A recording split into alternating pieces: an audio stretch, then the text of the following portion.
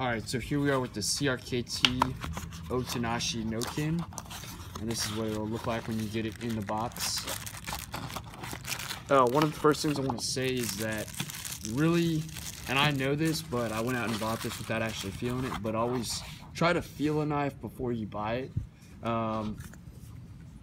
Didn't get a good flip on that, but definitely feels a lot different than what I expected it to feel like.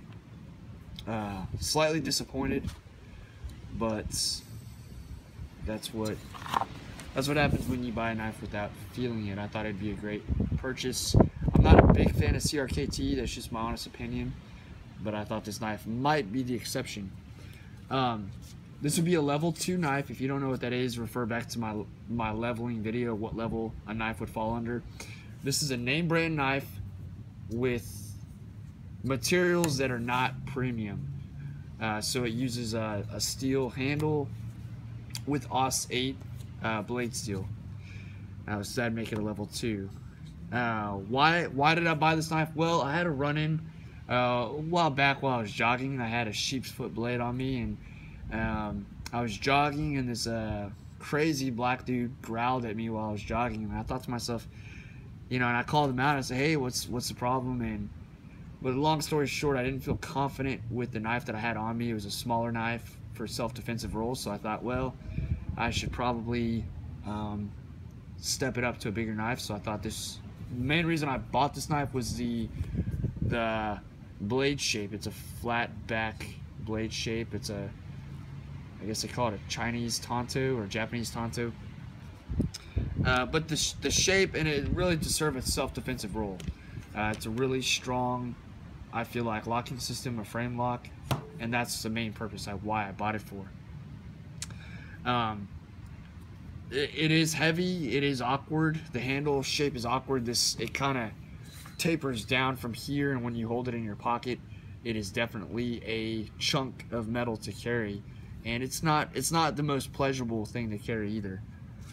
One thing I'd like to say, that when I got this knife, I'm running my finger across this blade, and I've carried this a handful of times. So my biggest disappointment was the blade sharpness. It was not sharp at all. I mean, there's nothing on my thumb, and I can run it on there all day. The problem with that is that I see that if a knife company is not willing to take the time to sharpen their knives, they're not willing to take the time to thoroughly build a quality knife. And so right out of the box, this was dull, and it's embarrassing to be carrying around a dull knife. And you can say, well, why don't you just go sharpen it? Well, I spent money on a brand new knife assuming that it'd be sharp out of the box, and it doesn't take much for a knife company to sharpen their brand new knives for the sake of having a good name. The steel is Aus 8, which I don't care for Aus 8 steel at all. And the other thing I don't care for is the cheesy Chinese little Japanese, whatever you want to call it, writing on the side here. Probably could do without that. It just kind of makes it look like a toy, in my opinion. Some people like that stuff. I don't, but if you like it, well then cool. The other thing that was a major disappointment was the thumb stud and the coating that's on there. I've carried this knife literally 5 times, and the coating is already coming off of the thumb stud and off of the blade. It hasn't even seen any use hardly at all. So major disappointments there. I'm not a big thumb disc fan either. The pros is that it seems like it's a sturdy knife. You know, it feels pretty hefty, and it's a frame lock, and I also like the fact that it's a deep carry pocket clip. That was a big time selling point for me. The major reason why I bought this, again, was the blade shape, but you can get the same blade shape out of any $20 knife, so that's not really a good reason to buy a knife. So let's go into what I rate this knife. The blade material, I give it a 5 out of 20. For the price point, the MSRP on this knife is a $150 knife. I paid $75 for it brand new on Amazon. It's still a lot of money to pay for a blade that's going to be Aus 8 steel.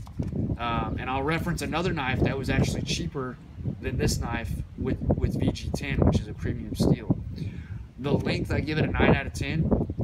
The closer that we get to 3.75, the better the score. If it's over, it gets deducted a score. If it gets under 3.75, this is just my scale. You may have your own scale, and that's fine. But for me, I give the length of the knife a 9. If it was a little bit shorter, you know, self-defense, I realize it needs to be longer, but it makes everything a little bit more hefty for everyday carry. The fit and finish, I give it a 4 out of 10. Again, the coating is already coming off a little bit, and I barely even had the knife. Don't care for these lines right here. It's kind of cheesy. Even the handle is starting to show some wear, and I've barely carried this knife at all. The lockup, I give it a 10, and that's debatable. A lot of people don't like frame locks. I do, so I give that a 10 out of 10. The method of deployment, well, that's a thumb stud. I don't care for thumb studs, although it is smooth. It is a smooth deployment, so I'll give that I believe I gave that a 6 out of 10. Aesthetically, I give it an 8 out of 10. It looks cool. It looks mean. It's all black. It's menacing looking. It's got the thumb disc. I like the way it looks. It looks good, and that's why I bought the knife. But looks aren't everything. And speed of deployment, I give it a 5. It is a hefty blade, and it's new, and it is a little bit slower, but because it's hefty and the thumb disc is a primary method of deployment, it is slow. Now I could flip it out fast, which it'll get out of camera, but I mean it's not that slow. It's just it takes a lot of practice to get it up to speed. Country of origin. Oh man, it's gonna get a big hit for this. It's Taiwan, so definitely not a Taiwanese. It might be China. I thought it was Taiwan, but either way, it's not America, it's not Japan, so it's gonna get, especially for the price point this is at, $150 MSRP. I don't want my knives being made anywhere else except for, you know, quality countries. And you say, well, the standard of quality is equal in Taiwan as it is anywhere else. That may be true, but for resale value, I just don't want a Taiwanese knife. So the country of origin is 2. I give it a 2 for that. Price point, it's going to get a 5. Although I was able to find it for $75. Let me show you another knife that I bought for $65. VG10 steel, Seki City, Japan. I bought this on Blade HQ. Much better knife, razor sharp. I wouldn't dare run my finger on that blade. I'll get a cut. And really, this serves the same purpose as this knife does, okay? They're both defensive knives. A lock back, frame lock. This is close to 4 inches. I'll do a review on this later, but for $65, I can have a VG10 steel, quality edge, for $10 cheaper. And so that's why I give this price a 5 out of 10. The final score for this, for the CRKT Otanashi Noken, is a 54 out of 100. I was just really overall disappointed with this knife, and this is just my honest opinion. You know, you can have your own opinion on the knife, and I'm sure a lot of people out there love it. It is a nice design. I feel like if it had a better blade steel and maybe, I don't know, a skeletonized handle or something to make the handle lighter. Also, if this was just the same length as it is up here all the way down, it would make this knife 100 times easier to carry in the pocket. So we're running up to close to 10 minutes. That's my score for the knife. It's a 54 out of 100. It's a level 2 knife. I hope that was informative for you. Thank you very much. Bye-bye.